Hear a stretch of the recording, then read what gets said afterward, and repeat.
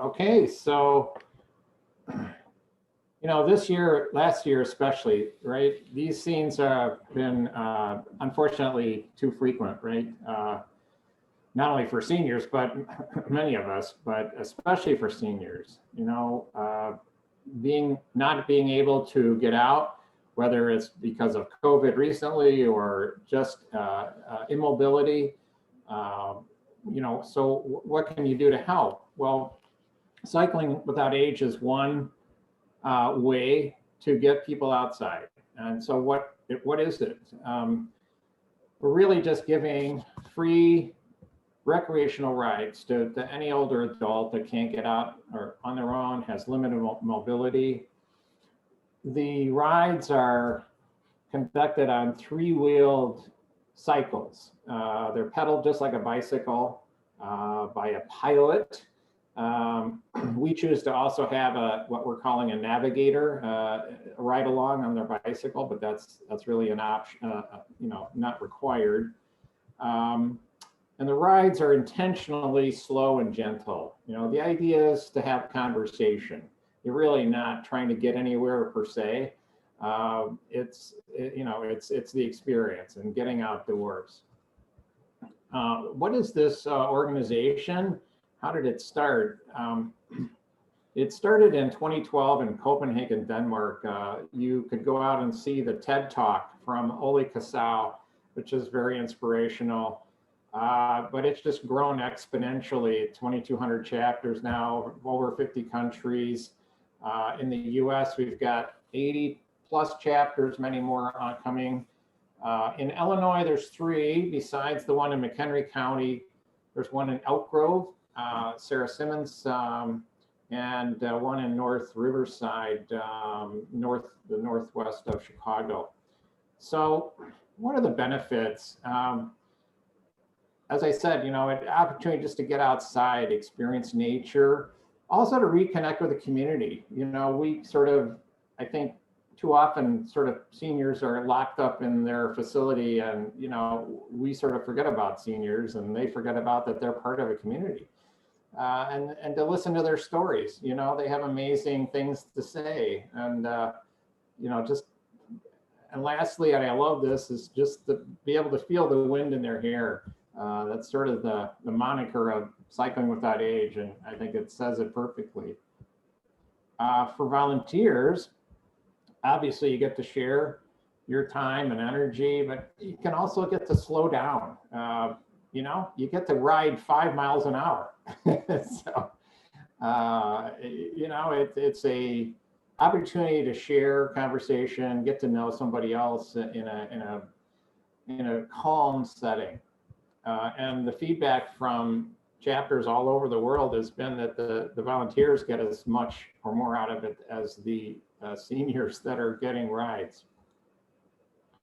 So what are the requirements to be a pilot or navigator? Well, first of all, you need to be a good listener.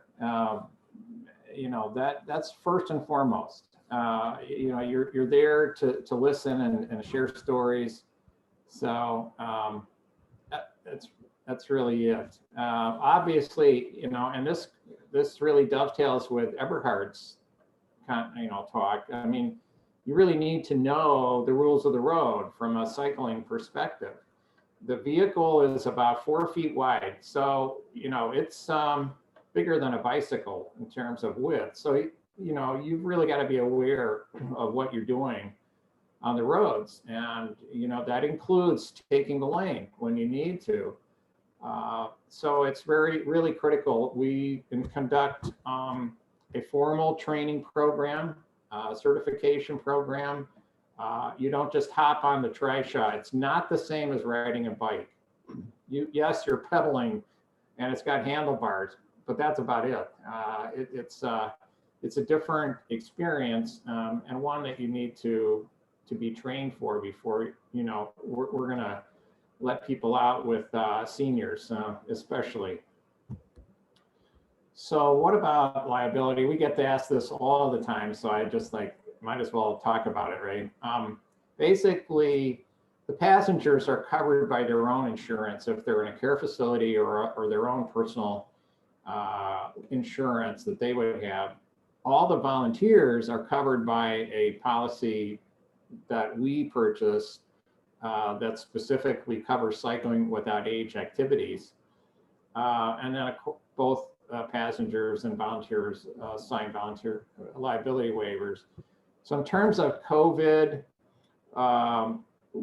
yes, of course, we follow all of the standard protocols. So that masks, distancing, there's a shield between the passengers and the pilots.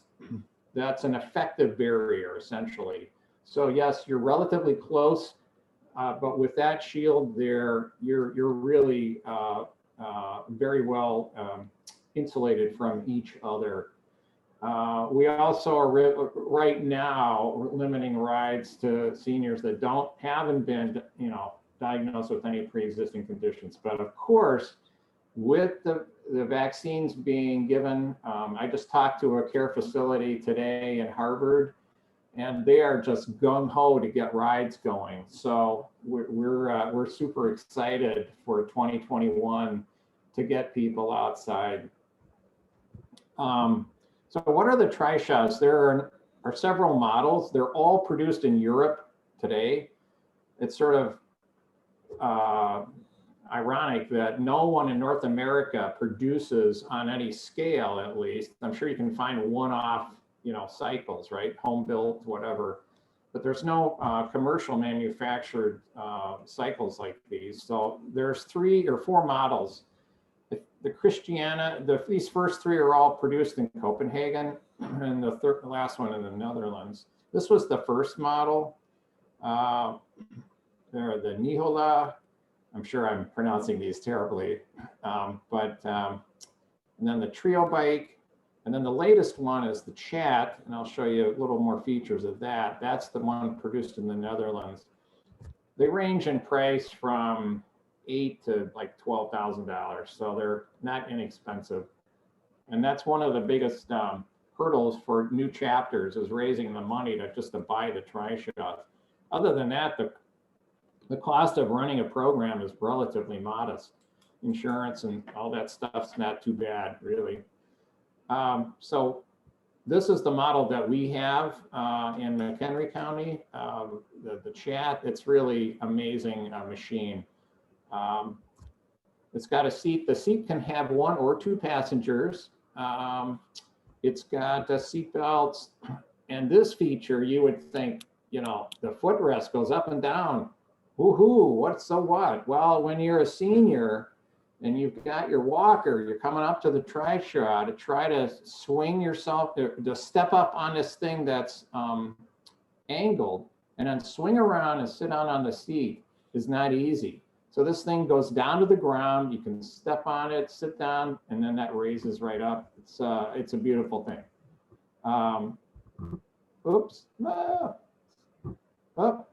Has disc brakes, an independent suspension. So the thing is like riding in a Cadillac or something. It pedals with 8 gears, just like it has a regular derailleur.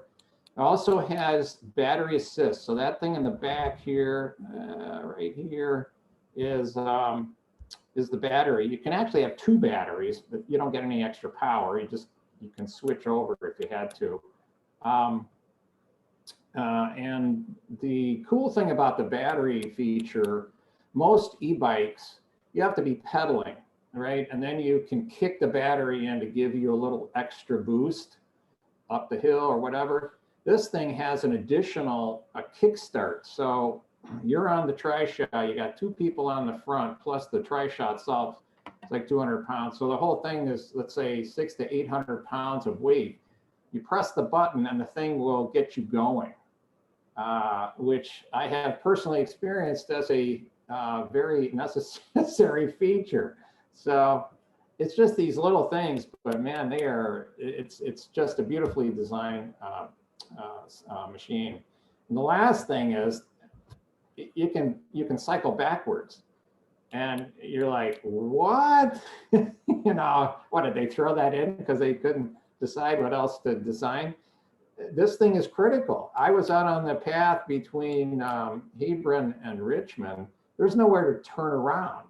you know, it's the path, right? It's an 8-foot path, and then there's weeds and ditch, you know. So I ended up having to, you know, to go and get the thing backwards and forwards and turned around, work like a champ. But without that backwards, I would have had to get, you know, somehow get this thing off, haul the back end around enough and pull forward a little bit, haul the back, you know, with the passengers can't get out, right? So it's really an important feature.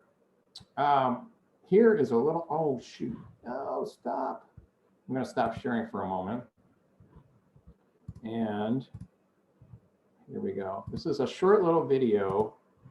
There we go. You wouldn't be able to hear the sound without it. You might want to turn up your sound a little bit. Let me start this here. Oh, hello, hello. There we go. Oh, this is funny. I don't know if you're hearing this. Ow! I'm not hearing the sound. Shoot. Greg, the sound's coming through on our end, so it's okay. This is I hope you can hear style. this.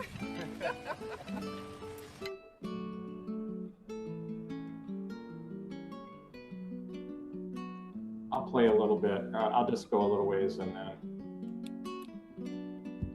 it gives you an idea of some of the This will rides we really did. lift you up. I'm depressed clinically. I don't go out. This is something that would really. Well, okay, I'm just going to stop there because I'm not sure you can hear the sound of this thing. But these were some of the rides. This lady that you're looking at right here, Dolores, is our first ride that we gave last August. She was a hoot. She just talked nonstop. It was like, it was great. And she, I think the best thing she said at the end, she goes, well, this was my vacation. I never get out. And, you know, it's like, what do you say to that? You know, it was really great. Anyway, sorry. So some quick questions here that Maggie wanted us to answer. And I have two sets of answers. One is for Cycling Without Age and one is for the Bicycle Advocates, because Eberhard has been an inspiration. And so I wanted to acknowledge what I have done as he's helped push me in the right direction. So I joined the Bicycle Advocates in 2013. I think that was the right year. And then Cycling Without Age, we founded in 2019. So the biggest success, I talked about the first Cycling Without Age rides. But before that, because of Eberhard's work, you know, I went out and got a petition drive for the Bull Valley Gap that is between the Prairie Path just south of McHenry over east of, it's only about a mile or something to Route 31. But that gap, you know, doesn't allow the completion of the Grand Illinois Trail, AKA Millennium Trail, all the way east through Lake County. So everybody wants it. All the municipalities want it, but nothing, you know, formally had started. So I gathered lots of signatures and endorsements just to provide additional support. That said, that's been delayed some due to funding and who ownership and whatnot, but it's going forward now. And I think Ryan Peterson's on the call from the DOT in McHenry County, and I applaud their leadership here. In terms of Cycling Without Age, COVID obviously impacted our ability to give rides last year, but we're looking forward to this year. Any advice? Just like Eberhard said, find some cause you're passionate about. It doesn't have to be huge. I mean, he built a trail through his subdivision, you know, it's like, how cool is that? So, you know, you don't have to be like change the entire world to you know, to do this. Others, and yes, I can already, you've seen this one already. So for more information on Cycling Without Age, there's the 3 chapters and their contacts. And then the international website, you just go to cyclingwithoutage.com. And I think, oh, yeah, I don't need to show this one. So that's it. I'm done with my piece. Great. Thanks, Greg. So thank Really you. appreciate that. We have a question from Ben, and he is wondering if your program reaches out to the special needs populations.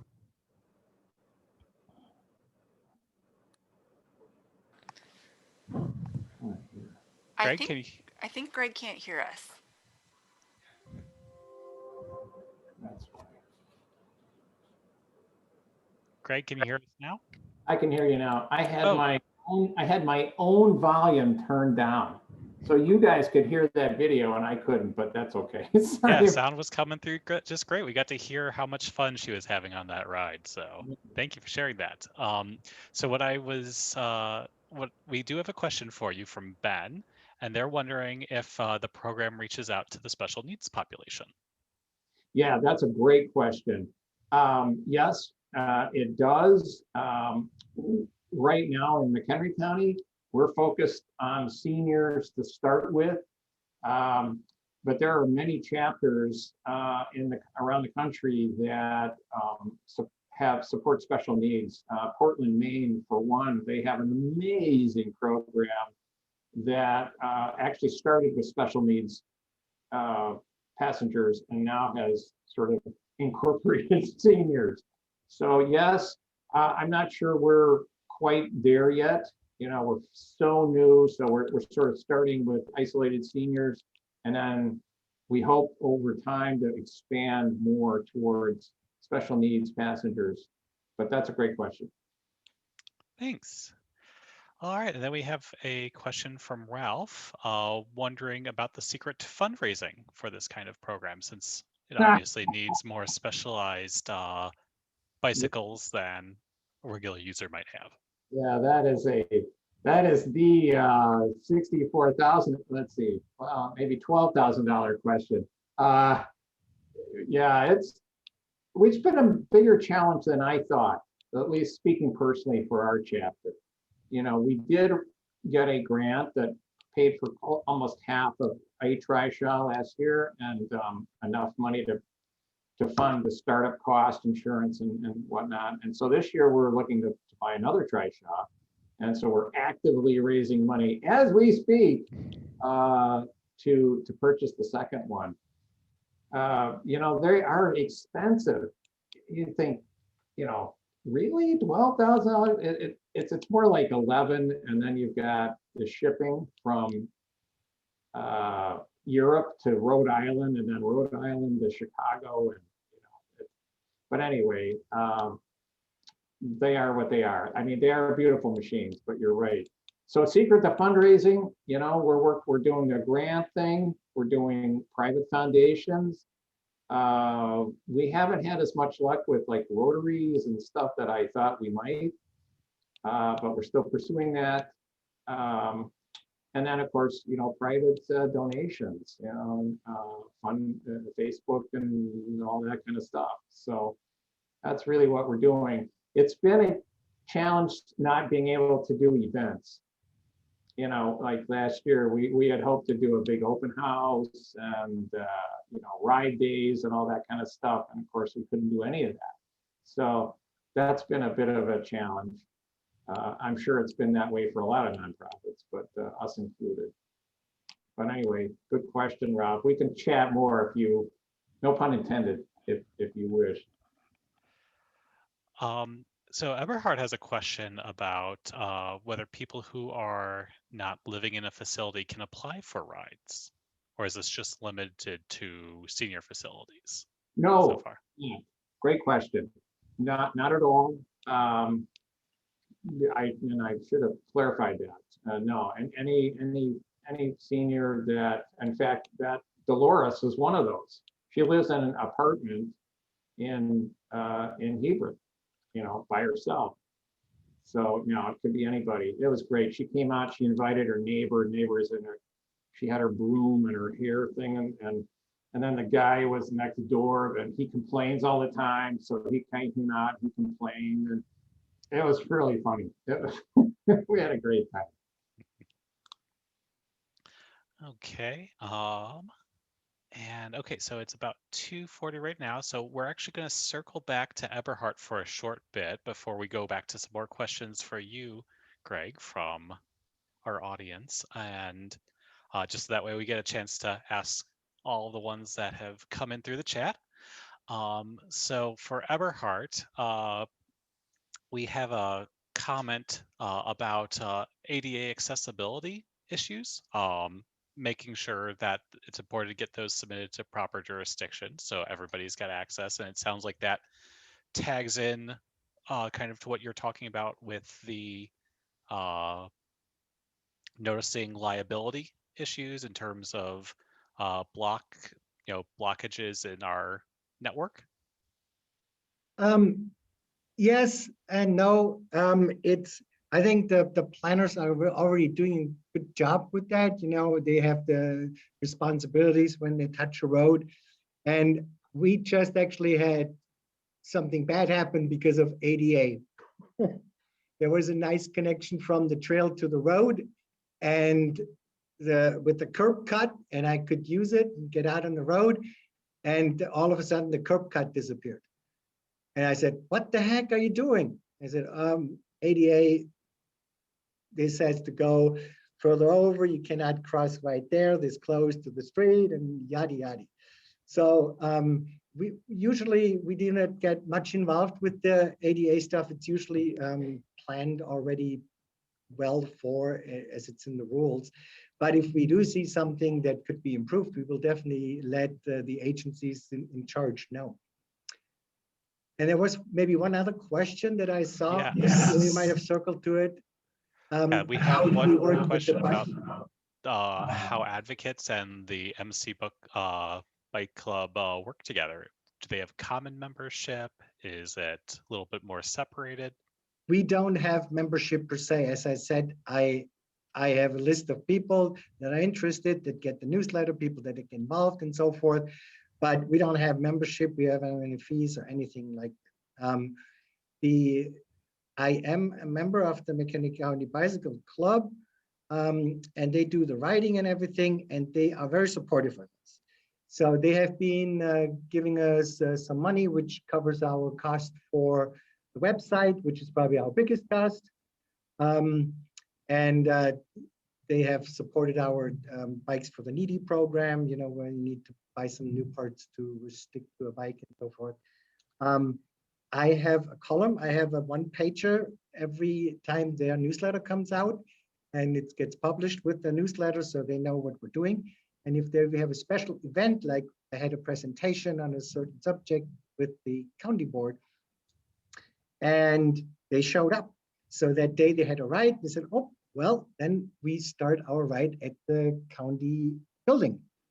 And they showed up with their jerseys with 20 people. They sat in the audience while I was giving my presentation. And, you know, then somebody got up, had 3 minutes and said, we support this and so forth. And so it's a good working relationship. They are interested in advocacy. They're not doing it actively. We're doing it, but we're working together and they support us. And that's wonderful. All right, so it looks like that's all the questions we have for Eberhard. So it looks like we have 2 more for you, Greg, both from Ralph. The first question, he's wondering about if your organization has any obligations to the international organization.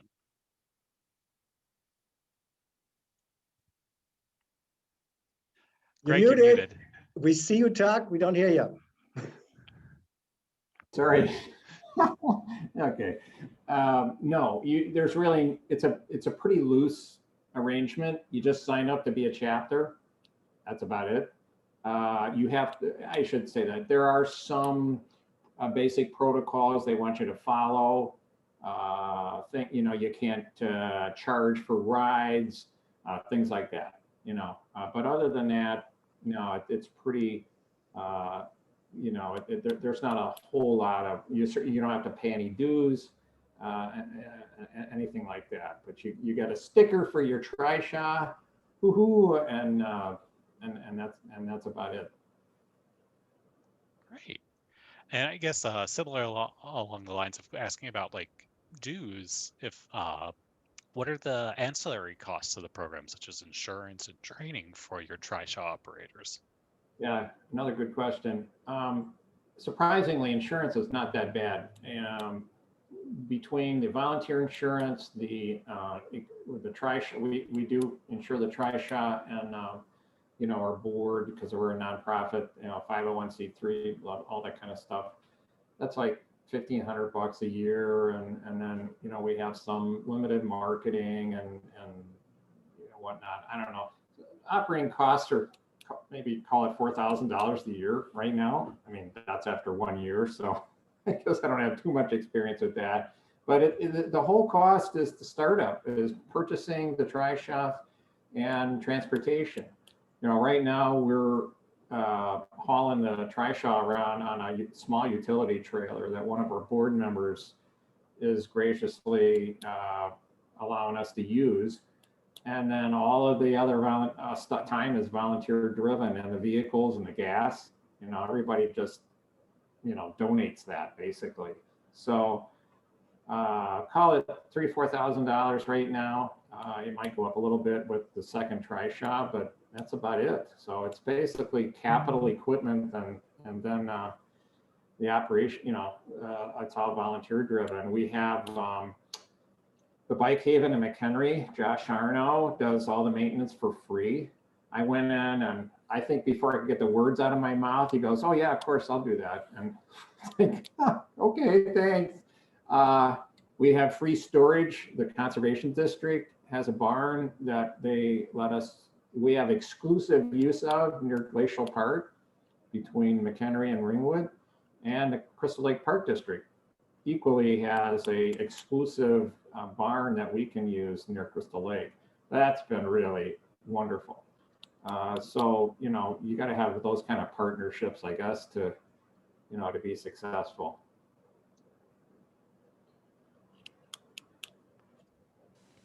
Well, it looks like that is all the questions we currently have in from the audience.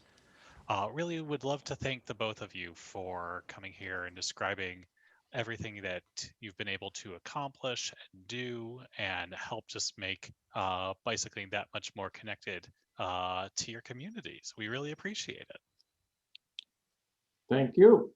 Yeah, thank you, Greg and Eberhard. Those were fantastic presentations, and you're doing really inspiring work. And we hope we can spread the word about what you're doing to the whole region, so we can offer more people can support what you're doing. So thank you, and thank you, Brian, and thank you all for joining us. And yeah, we'll send out.